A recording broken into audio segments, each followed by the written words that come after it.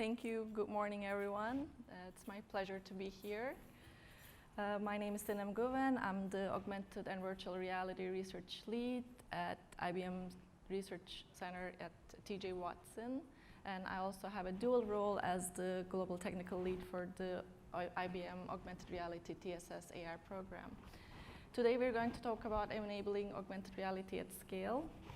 I'd like to tell you a little bit about my background. I was introduced to virtual reality when I was an undergraduate student at the University of Manchester in England. I then had the privilege to join Professor Stephen Feiner's lab at Columbia, where I did my PhD on authoring and interaction techniques on augmented and virtual reality, after which I joined IBM Research, and I've been there ever since. So before we start, I would like to talk a little bit about technology support services at IBM. This is our business unit, which focuses on hardware maintenance and technical support internally for IBMers and externally for our clients. Over the last few years, the biggest pain point our clients have been talking about is this notion of fragmented support. So what this really means is that over time, clients accumulate a wide range of hardware from different vendors, each of which come with their own maintenance contracts, and this gets quickly out of hand for clients to manage. And clients often have the need to accelerate digital transformation. They want to use the latest and greatest of innovation that's out there, and they almost always have cost pressures trying to do more with less. And they usually have skills gaps and lack of experience when it comes to repairing the hardware assets that they own.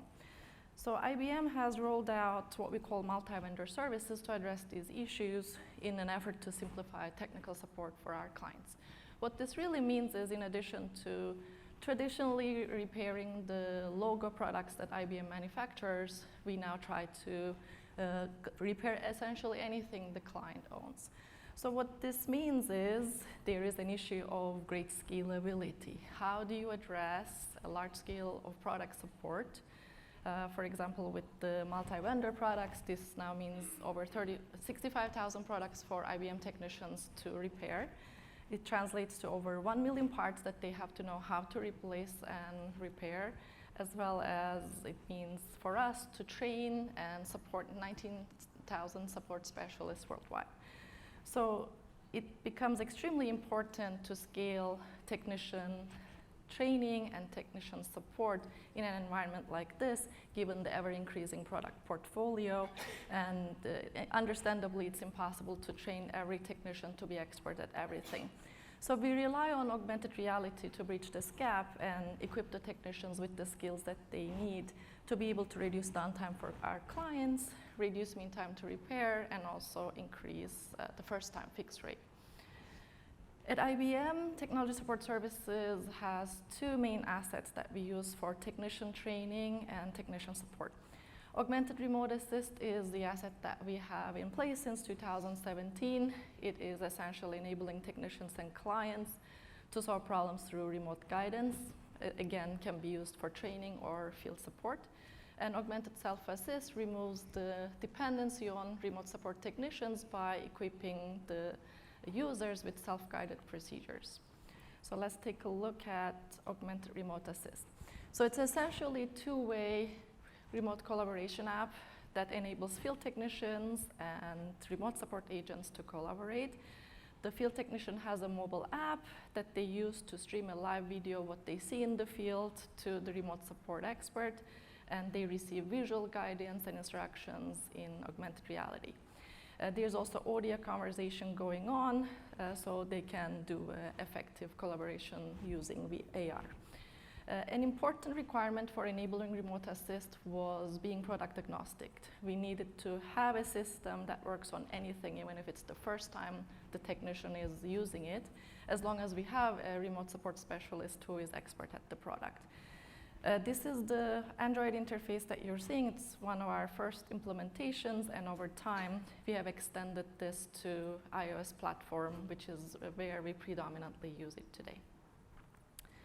The second asset is Augmented Self-Assist, which is, as I mentioned, self-guided procedures drawn on top of what the technician sees in the real world through AR, and enables them to remove the dependency on RTS.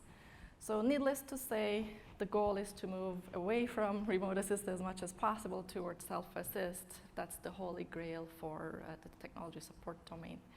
And with this, it means that we also can enable our clients, given technology like this, to reduce wait times. They don't have to wait for a technician to come in and repair. They can use the technology themselves to do the repair actions they need. And for the service providers and technicians, it means less call volumes to remote support and essentially increasing scale. But how do we get there? Content is key in enabling self-assist.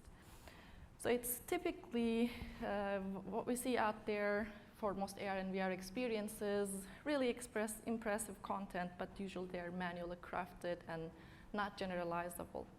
And for a domain like technology support, as we said, tens of thousands of products and even more procedures to cover, it becomes impossible to do this manually. So I will introduce what the notion of virtual procedures, because we'll talk about it for the rest of the talk here.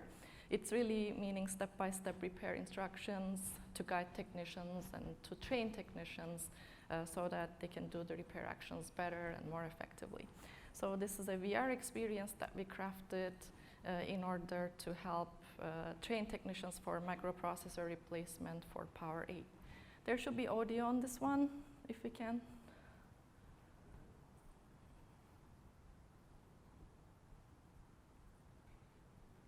But I guess we got the hex driver.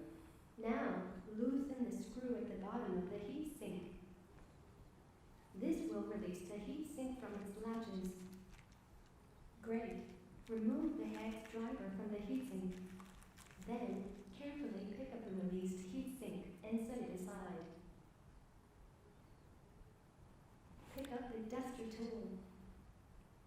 Now, dust off the microprocessor by pulling the trigger on the controller. So this is a fairly long video. I'd be happy to show it at the end of the session if anybody is interested. So let's move on and talk about the rest of the content here.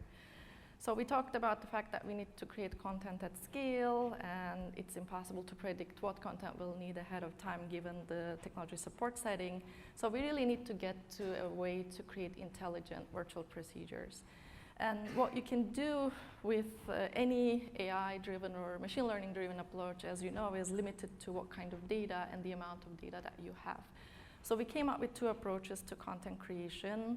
One is what we call dynamic instruction generation, and this is what we use for IBM logo products, for which we have a bunch of materials like procedure documents, CAD models, videos, and so on. For multi-vendor services type of environments for which we really don't have much to go with, we use a different strategy, and we try to harvest the remote assist content to play back as self-assist experiences for training and field support. So we'll look at those in detail to see how they work. So the first one is dynamic instruction generation. And for this one, we said we'll use a bunch of content that's available, and we'll follow this understand, detect, relate, and present framework to showcase the different aspects of this. The first step is really understanding the repair instruction. And the naive approach to creating virtual procedures is you can really hard code everything, right? You can take the procedure documents, which are textual instructions, extract the entities that are being talked about, hard code what you're going to highlight in the model, and at runtime, when the instruction comes in, you can highlight precisely what you want to do. Needless to say, this is highly unscalable and manual effort. So you can do slightly better if you essentially prepare a 3D model of the hardware and label the components uniformly ahead of time.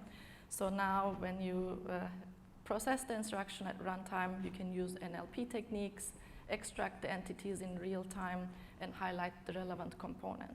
So this is, of course, more dynamic approach, but it suffers from the lack of ambiguity and can result in highlighting the wrong components.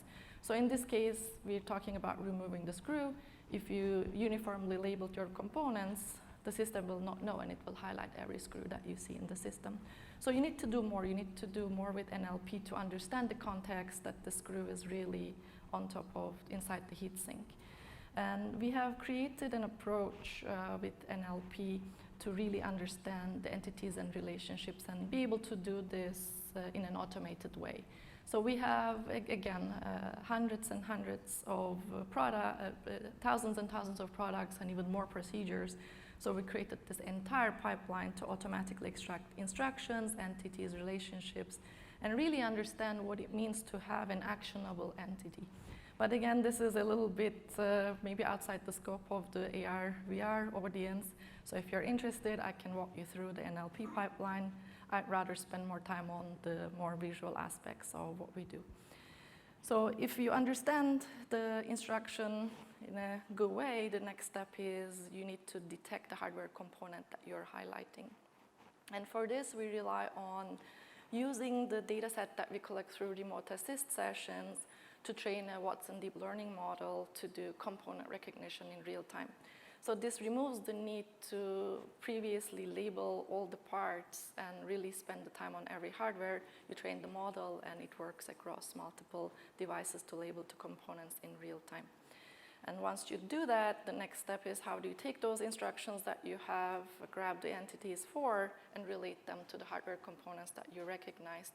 So by using augmented reality coupled with component detection, you can start labeling these components in real time. So as you detect them, you can actually attach labels to the underlying representation, and you can store them in persistent ways. So once you've done this one time, gone over the hardware and detected the components, created the labels automatically, you're ready to use it without having to continuously use component detection and labeling. So this is the technique that we are using today to get to more scalable approaches. So of course, generalizability-wise, there are some limitations. If you're trying to really recognize small components like screws, you really need to zoom in to get to that level of recognition. But you can do a couple different things here. You can do a one-time effort to zoom in and recognize and store everything, or you can use alternative approaches like the Ames paper that we'll be presenting next month, wherein we looked at how using different feature detection models coupled with different resolution images for training can be used to optimize visual recognition. So if you're interested in learning more, please take a look at the paper. So the last step is putting all this together to present the instructions to the user. Now we have our instruction, loosen the screws on the fan. NLP helps us understand that it's really the screw on the fan that we need to highlight. Visual recognition helps us identify the parts, and we relate the two together by using 3D graphics techniques. And finally, we present them in AR. Show me all screws. So here, the red dots indicate the screws that get identified. On the fan. And once we issue the instruction, it gets narrowed down to the correct set of screws to make sure that there is no ambiguity. And if you want to do more impressive experiences, instead of attaching labels to the recognized components, you can use CAD model parts or animated CAD pieces. And this gives more visually appealing experiences and more informative way of presenting the content. So the practical implications of this is we don't need to hard code anything. We can dynamically create the virtual procedure content on the fly. We don't need to generate the entire universe of procedures. We can just focus on what we need at hand, and we can achieve scale. So let's talk about the second part. We said that if we don't have a bunch of information, what can be used to generate virtual procedures? And we're going to talk about how to do playback based on remote assist sessions. So as we said, we have these two assets, and the idea is to get as much as possible from remote assist to self-assist to increase scalability and reduce the dependency on remote support technicians. And we're going to use a slightly different framework because the data that we have is different. So we're going to look at understanding, reconstructing, editing, and presenting the experience. So how does this work? If you look at a remote assist session, what's going on is the two technicians are talking on the phone, talking over voice over IP essentially, and the instructions are coming from the remote technician mainly to guide the field technician. So behind the scenes, we can grab the point clouds, videos, images, slides, anything that gets created in the session. We store this in IBM's AR cloud, where a bunch of magic happens to essentially curate the content and reconstruct the scene and store it as a persistent experience. And when you do that, the self-assist experiences can be reused by other technicians who don't really need to have the guidance from remote support. We also have some authoring environment in case the content needs to be validated and re-edited. So I want to talk briefly about the need to reconstruct the scene. So essentially, there are three motivations for doing this. One is you want to have a unified reference model for storing your consistent, persistent experiences. Whether the content comes from an Android-based platform or an iOS-based platform, you really need to bring this together and serve it as self-assist experiences without limiting the users. The second piece is validating the content. At some point, somebody might want to say, I want to look at this content that gets generated out of remote assist and make sure that it's valid, and maybe I need to add additional captions to make it more explicit and so on. So you really need to have access to this reconstructed experience representation. And finally, you may want to reuse the content. Maybe you created a procedure for one machine and you want to create a slightly different procedure. You can reuse the content, do a little bit of additional steps here, and essentially achieve scalability here on as well. So let's take a look at how we do this. Understanding the scene in this case is important because when you think about it, the technicians are using augmented remote assist to do a repair action. Collecting this data for us to reuse is the last thing on their mind. So the data that you capture is extremely noisy. You'll see instances where sometimes the technician will put the phone on the table, you'll have a lot of black frames, or they're maybe using a tripod, so the scene is really not changing all that much. So how do you essentially curate this data automatically so that you can grab only what's relevant and store what you need on the cloud to be able to process this data later? So we spent quite a bit of effort to automate this experience. The next piece is reconstructing the scene. We talked about the need to do this, and this relies on a bunch of feature extraction mechanisms that we use, along with matching and realignment to get from images to a dense point cloud that we can reuse later on. The next step is computing the annotation transfer. So whether, like I said, this content comes from Android or iOS or other platforms, you really need this unified platform or unified frame of reference that you're storing your annotated content so you can play it back in various different platforms. And the last step is editing. So we talked about the need for this as well. One thing that I want to emphasize here is, again, when the technicians are recording these sessions for remote assist, they may be starting, let's say, from step 3 because they already know how to do step 1 and 2. So your content will miss that initial 2 steps. But you may want to create those 2 steps manually for completeness if you are, for example, intending to reuse the content with relatively new technicians. So we have the authoring tool that helps us to assist with that as well. And the last step is putting this all together, like we said, and playing back the content.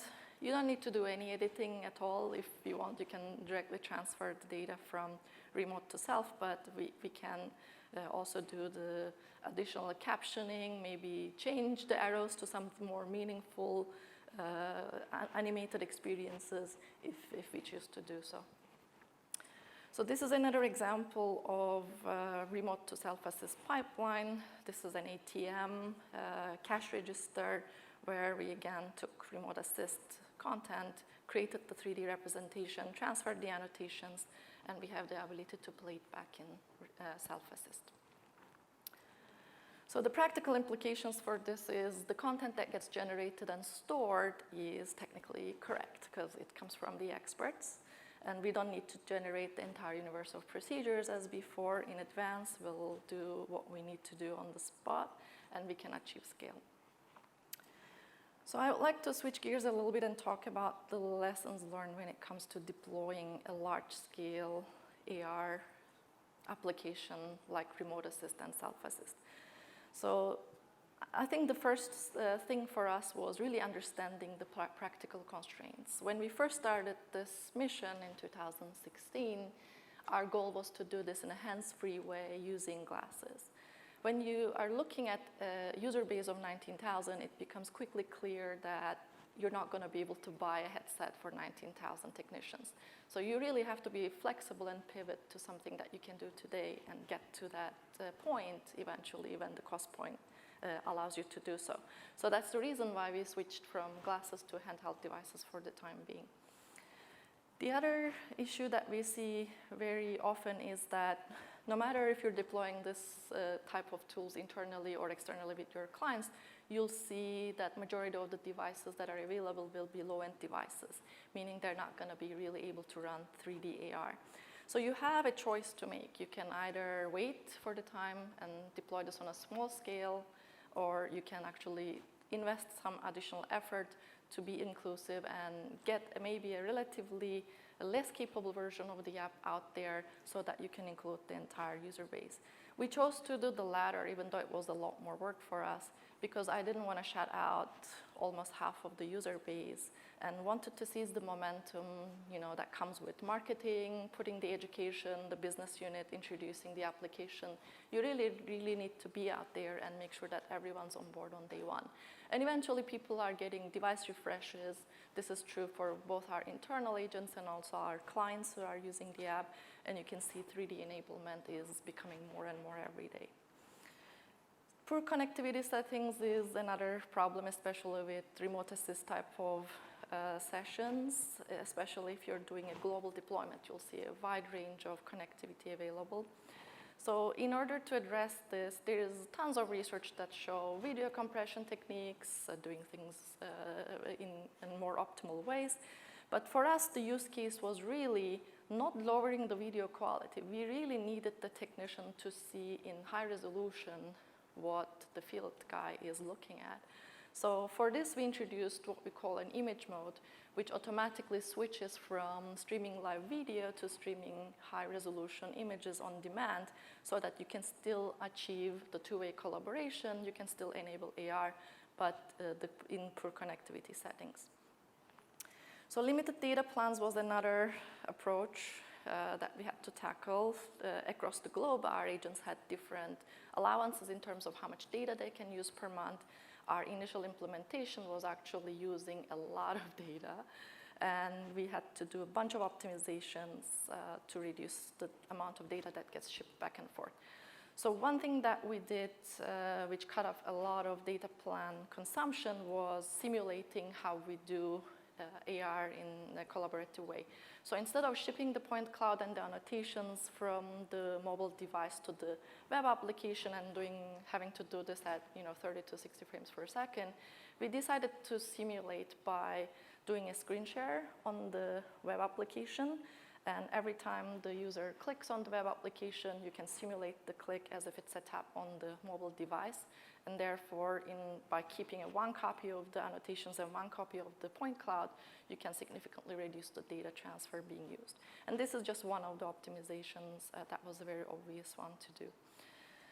Device heating was another issue. Of course, with every AR app, this is a prevalent problem. But when we looked at the performance of our application, what we noticed was that the main problem comes from the fact that the technicians are putting the phone down to do the repair, and during that time, AR session is continuing. Even if we give them a button to pause AR, they will not remember to do that because they're out there to do a repair action, not worry about data consumption, device heating, and so on. So we put in a bunch of optimizations, as we talked about before, to be selective about what frames we need to process. And as a result of this, we were able to significantly reduce device heating and make it practical to deploy the application. Privacy was the last blocker. As soon as we started deploying the application, we hit the issues and regulations in data centers. So you cannot store any content in most cases, and our whole self-assist pipeline for multi-vendor services relies on the fact that we need to store the remote assist sessions. So for this, we came up with a way to essentially do feature detection on the edge device. So instead of shipping all the frames and videos and everything to the cloud to do the processing, we grab what we need in terms of features and use those for reconstruction. which cut down the concerns because we are not really storing anything from the data center environment. Another important thing is that to do large-scale deployment, you really need to be willing to do more than AR. So another not so obvious use case for me was the need to integrate chat into the AR application. And we internally have at least 2 or 3 different chat applications. So it just seemed like a waste of time and effort to do this. But our agents reported that in noisy data center settings, they cannot really use audio. So if we don't have chat within the AR app, this requires them to switch back and forth between different applications, which means once they're out of the AR app, they will be less likely to go back in. So you really need to provide your users whatever capabilities they need to stay in the app and to make the best value out of it. And this often means you have to invest in the engineering effort. If I would say 50% of it is the AR challenges, making it work on these devices and conquering all these issues, the other 50% is really getting a solid engineering effort invested to bring things to production level readiness.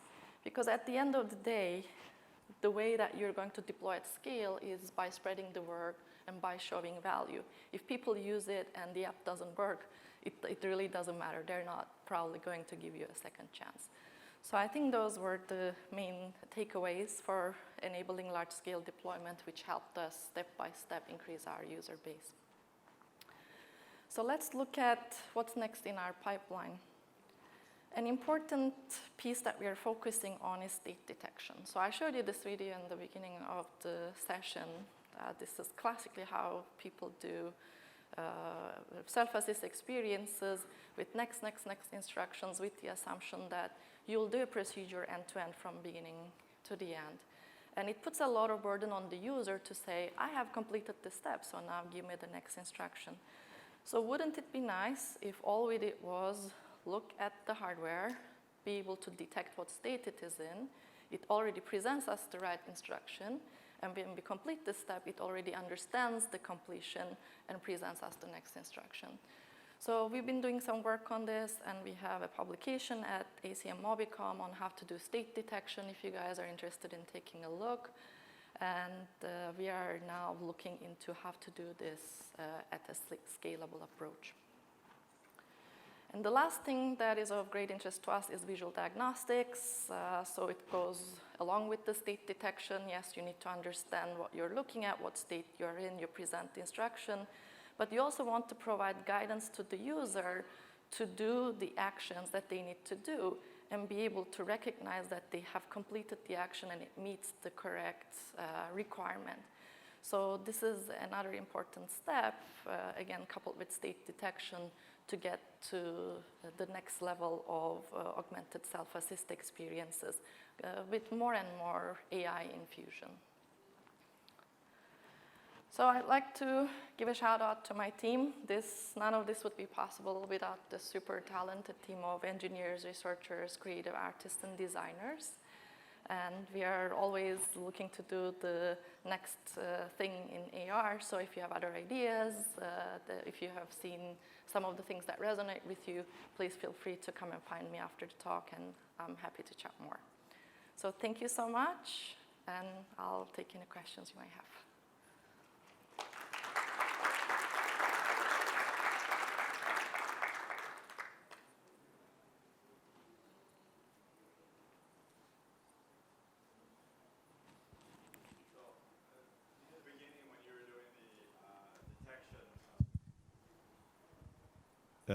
In the beginning, when you were showing the detection of the fans and the heat sinks, I'm just curious, what kind of a data set was required to start to be able to recognize those shapes? So with every AI and machine-driven approach, you really need a large amount of data to get to that level of recognition so that this scales and you're not really limited on recognizing the part that you trained on. We are able to collect this data through the remote assist sessions because we have a wide range of products that we work with. And you really need to have at least 100 or so instances of every piece to train the machine learning models to get to a reasonable state of detection. And this is the data that we use today. So we're going to have one more question for Sinem, and then we're going to jump on to the next talk. So when you were talking about data optimization and performing the heavy stuff on a computer, was that, not the mobile device, was that specific to the remote assist, or was this the self-serve as well? And was that kind of like happening on a cloud somewhere or something? Like, how was that actually working? You're talking about not shipping the data, the optimization of not shipping the point cloud and the annotations? Yes. So that is for remote assist. So the idea is, if you want to have a common representation of the world between the remote agent and the field technician so they can both annotate and see what they're annotating, one way is to send the point cloud back and forth along with the annotations. But what we did was, instead, we are already streaming a live video of what the field technician sees to the remote support. Instead, we are sending the entire screen share so they can also see the annotations on their screen as if they are materializing on their environment, but in reality, it's just the screen share. So the way it works is, if you click on the 2D screen, you can understand your XY position, and if you ship that XY position to the mobile device, you can simulate as if you tapped on the screen to create a 3D representation. So by using hit ray test, you can get to the 3D point and create the annotation on the spot on the device. But because you're doing screen share and it's real time, it appears as if the web user created an arrow and it materialized on their screen as well. So this is how we were able to do that optimization. Awesome. Thank you. Thank you, Sinem. Guys, give it up for Sinem one more time.